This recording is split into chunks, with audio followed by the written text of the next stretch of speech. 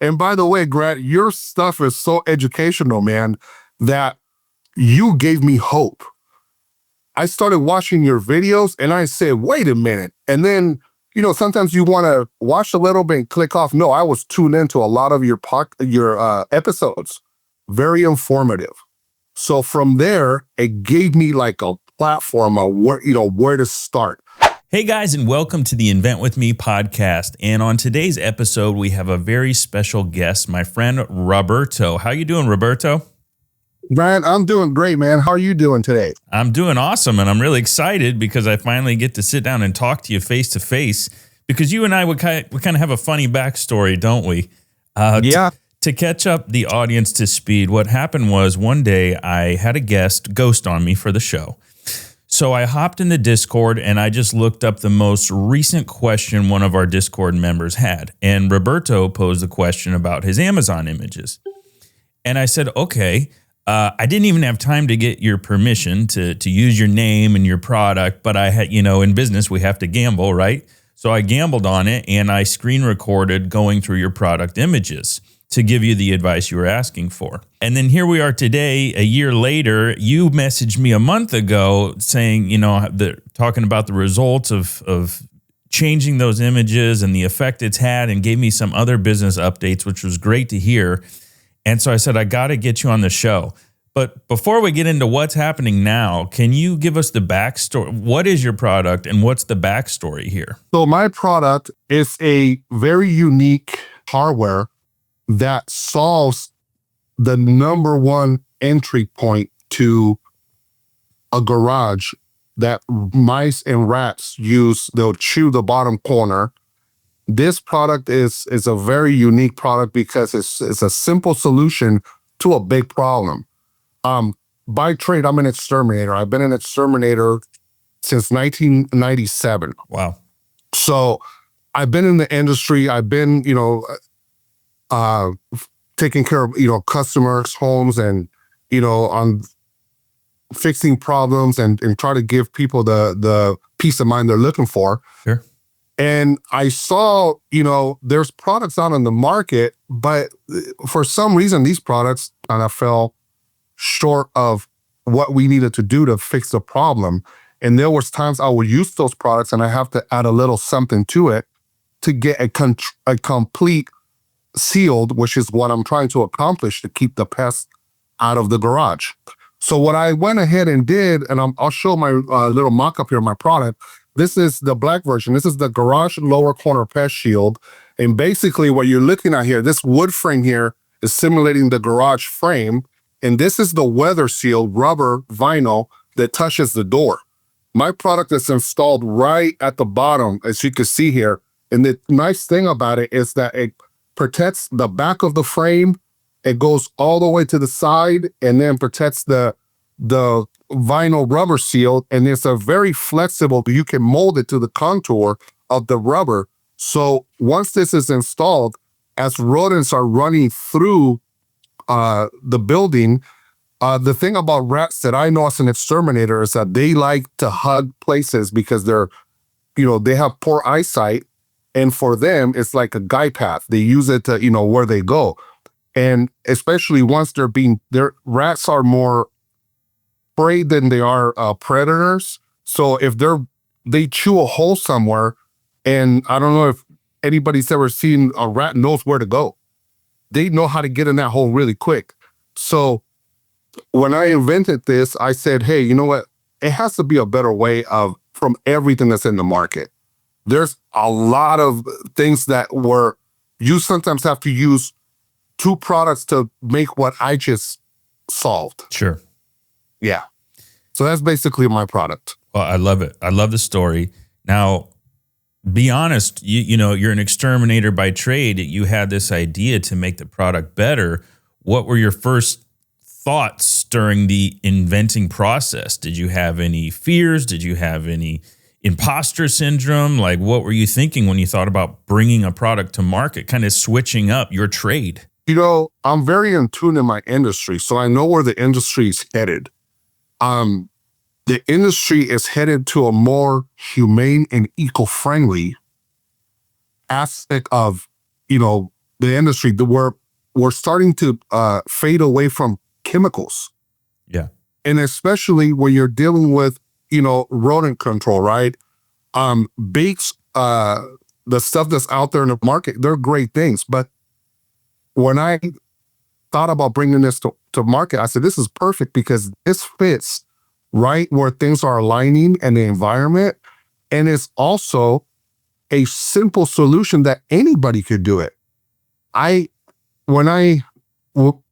didn't have anxiety. I was excited. The anxiety came from, how am I going to get this to market? Sure. The stuff that I have no clue what to do. I'm an exterminator by trade. We could sit here and talk mice, rats, pests all day long. But you trying to talk to me about how to bring something to market, what's the patent? What's a patent attorney? I had no clue of that. So, thank God for YouTube. I have many degrees. That's how I found you too. And by the way, Grant, your stuff is so educational, man, that you gave me hope. I started watching your videos and I said, wait a minute. And then, sometimes you want to watch a little bit and click off. No, I was tuned into a lot of your episodes. Very informative. So from there, it gave me like a platform of where to start. A ladder has many steps, so I was in step one, did this, did that, and then long story short, here we are, now with a full granted patent, a trademark, and a EPA establishment number, which means I have a manufacturer here in the state of Texas that is EPA compliant. Really? Yes. Nice. That's really cool. That's really inspiring. And thank you for your kind words. And that's why Marcus and I started the show. That's why I continue with it. And it's an honor to have been even a little bit of a help. There's no one solution, right? This show is meant to supplement your personal journey. A lot of people hit us up and say, I need help, kind of, where do I start? A to Z. And yeah, we'll give you guidance. But the first thing we tell them is it's on you, man. At this point, you're a business owner and nobody cares more about your business than you. I can tell you what punches I and others have taken and how to avoid them. And I'm glad that that's an asset, but it is just another tool in your tool belt. And you've had to be super dynamic. So as a business owner, Roberto, did that align you? Do you feel that aligned you well to start to go after this gargantuan task? Absolutely. I mean, it was amazing tools because the nice thing I like about the Discord, I mean, I'm not a person that comments on a lot of stuff, but I learn from what I see. Sure. There is so much help on your Discord, and then, your videos. It literally, not only does it help, but it gives you hope. Like you said, you took the punches. And Grant, there's things that you talk about like that I experience and I go, wow, this is, you got to go through it though, in order to figure out like, hey man, this is real, right? Yeah. For instance, I mean, there's things like, just having a patent, there's a lot you got to do with it. And I could speak on this, what happened to me, once I got granted, before I was granted, I couldn't really do much of anything because I don't have a granted patent. Mm-hmm. But once I got granted, I had to enforce my patent to remove 142 copycats on Temu, on Amazon. And you know what? When starting out and you're looking at all the expenses of this stuff, you're like, whoa, man, this is crazy. But when I say about not giving up and you giving people hope, you go over a lot of this stuff in your episodes, and it's great to be able to find something like that and give me hope. I mean, like I said, I can't say it enough. Thank you for what you do. Absolutely, man, and thank you for saying that. I'm humbled. Now, you brought up something interesting, and I'm going to be honest, Roberto, I think today's episode is more of a platform for you to teach, because I've not dealt with a lot of patent infringement in the e-commerce space. So if you could and it's a very big question on a lot of people's minds, and it's something I tend to shy away from for no particular reason other than it's not a punch that I've necessarily taken, right? Torque strap is really hard to manufacture. It's fairly hard to sell. It's not a cheap item. So for that reason, I haven't had to deal with a lot of copycats. But you have. So you got a patent, then you launched the product. Shortly thereafter, you started getting copycats, right? Is that fair to say? So let's go back. I launched it on Amazon January 24. Okay. So I did my provisional patent. In January 24, I had my year was up, so I had to do my non-provisional.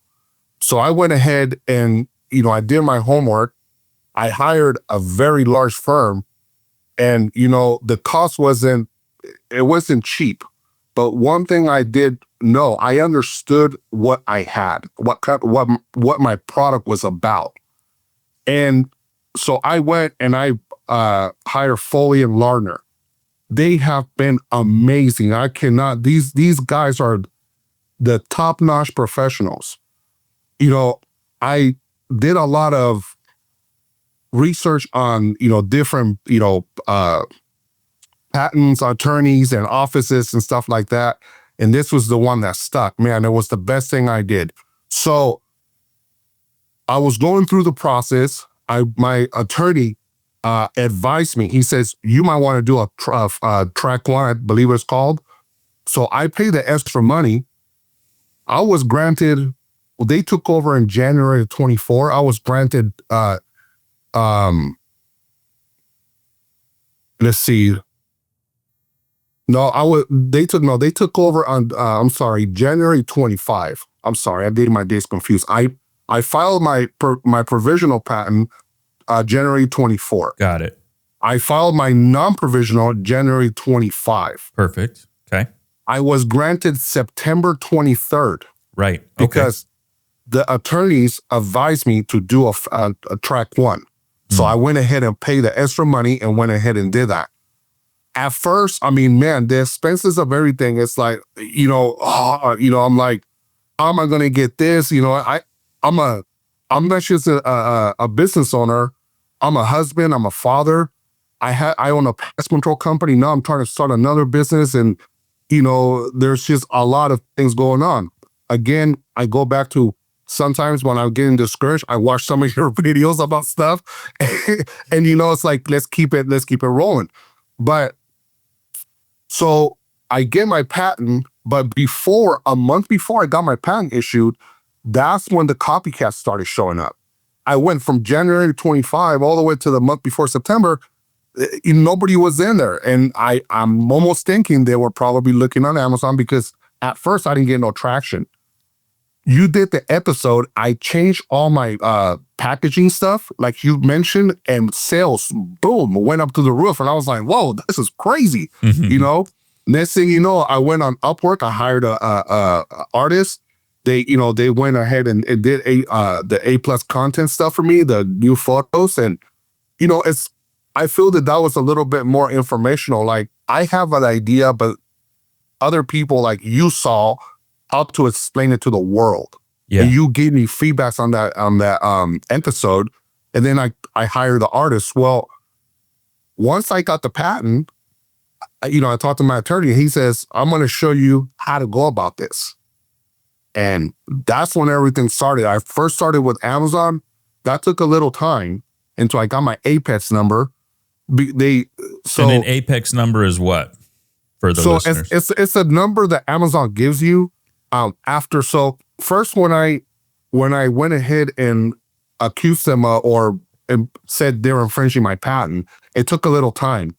They said, "Hey, we're looking into this." So they told me that I qualified for, I had to fill out what part of my patent they were infringing, okay.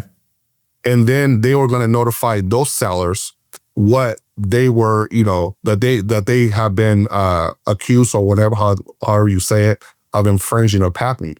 And they were going to investigate. So they had the rights to kind of fight back and say, no, we're not. They had like 21 days.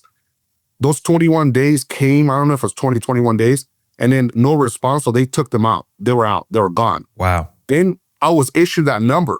So then after that, I went ahead and there was another one that show up, and I used that number to report those, and those came out like, it was like probably less than a day. No way. They were gone. Yes. So then I proceed to Temu. Man, when I went in Temu, Brad, you worked so hard to do this, man. And I'm the type of guy, man, that my grandma and my mom always taught me blood, sweat, and tears, man. I go out there and grind and do stuff. And when you see somebody just like doing that to you, it's like, but I said, you know what? I've learned from your show. I learned from things I watch on YouTube. And then I have a law firm. So I made that call. As much as, you don't want to be calling your attorney for every little thing, but this is a big thing. So he said, okay, here we go. This is how we're going to approach this one. And so I went on, we did what we had to do. Went on Temu, and I was taking them down like 10 at a time, and more were showing up. And then 10 at a time, and more were showing up. So then finally, I think Temu realized, hey, you know what? Let's take down all this stuff, because I think they're going through a whole thing with, that's what the news says. Like they're going through a whole thing with the U.S. government about, because, man, you look in there for us inventors here, it's crazy, man. Like they can literally put you out of business really quick. Yeah. And most of the stuff that they have is crap. It is. And honestly, most of them, yeah, may have been taking your product images, all your copy, and just shipping people a bent piece of aluminum. You know what I mean? Like the crap that they're getting away with. But what happened? They stole your sale, and they put a sour taste in the customer's mouth about garage pest control in general, Right. Terrible. I'm sorry to hear that, but I love the fact that you attacked it. Please continue. Sorry to interrupt. Yeah. So, and then that happened, and then somebody showed up on eBay. And I'm going, okay, so let's try this out. That was very quick because I have 21 claims on my patent. Great. And so my part, it comes in, I'll open up one of the packages. So this is how it comes. Right. So there's two pieces that makes one piece. So this is the pest shield, the one that goes in the front, and then this flat piece here is what goes in the behind that to wrap around the whole frame. And then in here, we actually provide the hardware. We provide the screws and the drill bit. Nice. In here. So, if you buy this, you get everything, in the package. The only thing I don't provide is a Phillips head for the screws and a drill. Everything else, we provide. So I went ahead and I made it two pieces, because when you're working with that section, it's really hard to do it with one solid piece. But this person thought they were smart, but my attorneys are smarter than him, and I'm smarter than him. Our claim 21 on our patent, our product is one solid piece. So he went ahead and made it in one solid piece. Well, I went on there, I put the claim, and eBay did their thing. They took them down really quick. That's great. That's great to hear, man. Oh, that's so cool. So from the attorney standpoint, they wrote you a solid patent, and they guided you on the steps on Amazon to claim the infringement, to report the infringement. Correct. But after that initial guidance, it was pretty straightforward for you to do it yourself with Temu and eBay? Absolutely. Because, man, again, I cannot pick a better law firm. I mean, these guys, it's almost like they take you from a crawling baby to walking and show you how to navigate directions. Yeah. And that's one of the things that, man, now looking back, when I look at the bill, I'm like, oh man, but my grandma always told me this thing: good things aren't cheap, and cheap things aren't good. Darn right. That's great to hear, man. Okay, so at this point, how is your presence on Amazon? So Amazon, it was crazy, man. So those people came off. I went back on because I was since I had to rebrand everything. Once I got my patent, I had to get patent number on the packaging. I ended up having to order some stickers because I didn't want to reprint all my stuff. Sure. So so it's crazy. I reprinted my packaging like 3 times already. So once I got the stickers and I was able to go back on Amazon, I went back on Amazon October 17th of 2025. Okay. And I already had some tractions on after, I think it was like after March or around May, I started getting, sales started going up. And then boom, I went down to September when I got granted patent. I was like, my attorney goes, you have to label your stuff. You have to put your patent number on it, anything that you sell. So I went back on there October 17th. And then those 2 months, man, I did like 1 month, I did like 17,000 in sales. And then that was November. And then I think December, I think we closed close to 19. But all of last year between Amazon and Shopify, which is our storefront, we did 100 and I think it was 107, 108,000 that I had ordered materials to manufacture the parts. And based on my calculations, I ordered enough to have until February. Well, that did not happen because sales just skyrocketed. Well, why? I'm not competing with these people. Yeah. I have a very niche product. And so it's a good problem, but it's not a good problem. I ran out of stock. Sure, it happens. Right. And then I was kind of like, that gave me anxiety because I will get people calling me, when are you going to be back in stock? And not only the consumer, customers on Amazon, now because I have a pest control product. In my trade, exterminators, we are we fix problems. Mm-hmm. So when you're looking at pieces of metal, it's stuff that guys will do on the field. Right. But now those guys are calling me. Why? There is going to be nothing nicer than this product, the way it looks and how it functions, and it saves time. When I used to do this myself on the field, it will take me about 45 minutes to sit there, cut, measure, bend. This is already pre-done.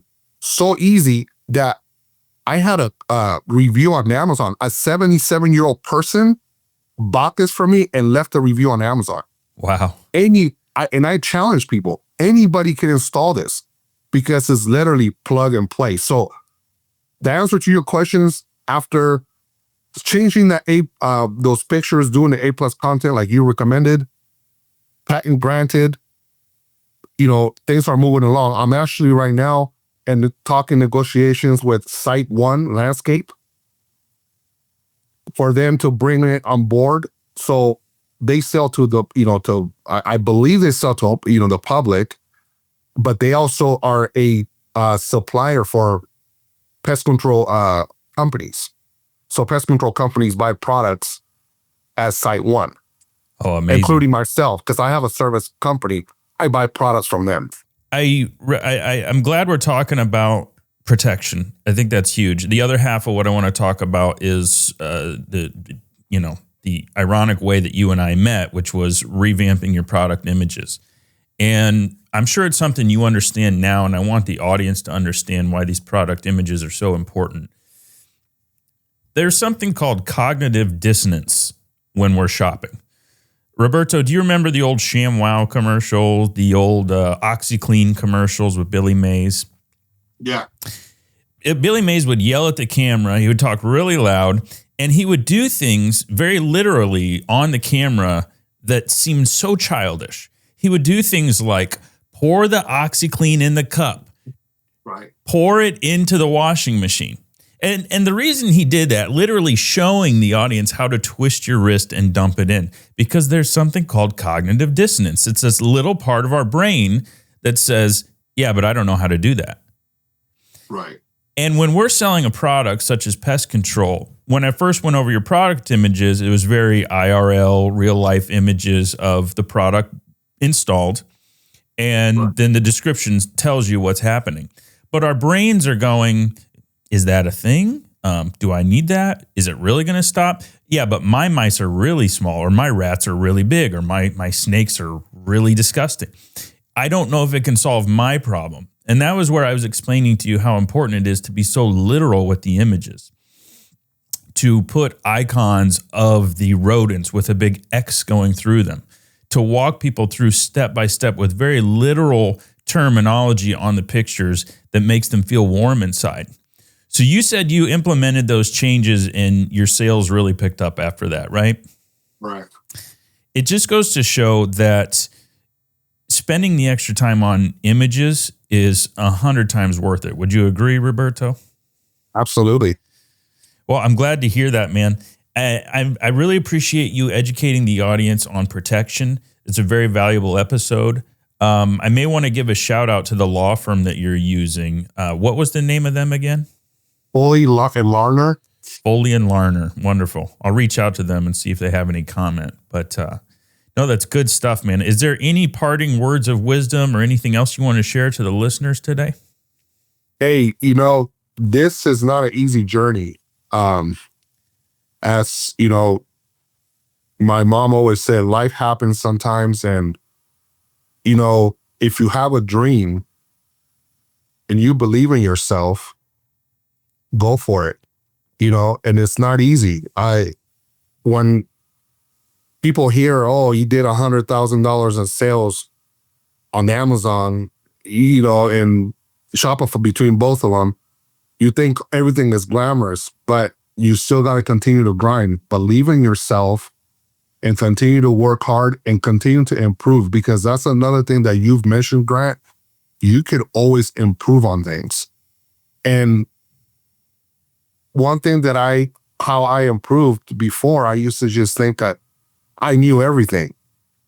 But it's humbled me that, hey, when I've had customers that give me feedback, that is the most important thing, because they care about you and they're addressing something that you can improve on.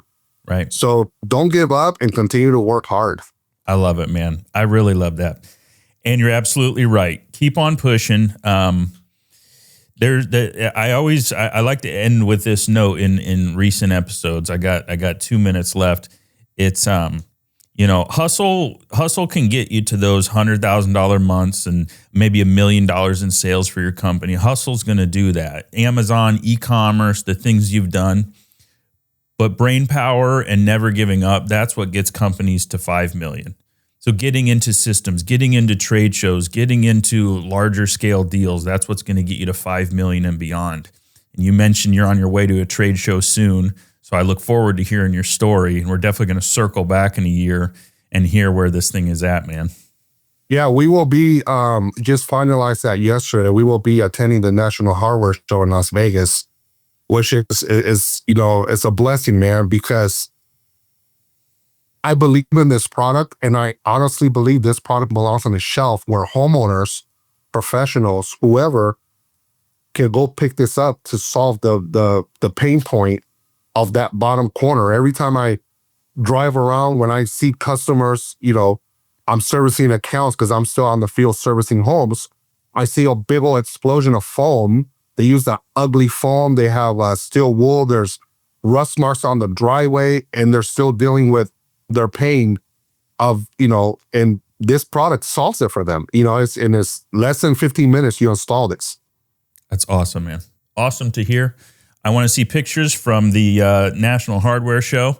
I might even come down to visit you and see your booth. I think that'd be really cool. But look, man, thanks again for being on the show. Thanks for being in the Discord and a listener. Thanks for your kind words today. And thank you for taking the punches so that our listeners don't have to. Hey, Grant, it's been a pleasure, man. Thank you for having me on here. I've enjoyed doing this, and we can educate the next person, and but continue doing what you're doing. I appreciate you, and have a blessed day, brother. You too, man. All right, Roberto. See ya. Thanks again. Well, bye-bye. Well, there you have it, folks. That's my friend Roberto. Wow, what an honor to help a guy like that. Super smart, super hardworking, and yeah, I feel privileged. Thanks, guys, for listening. If you're watching on YouTube, be sure to subscribe. If you're listening, follow the show on whatever platform you may be on. And remember, Roberto and I took the punches, so you don't have to. See you on the next one.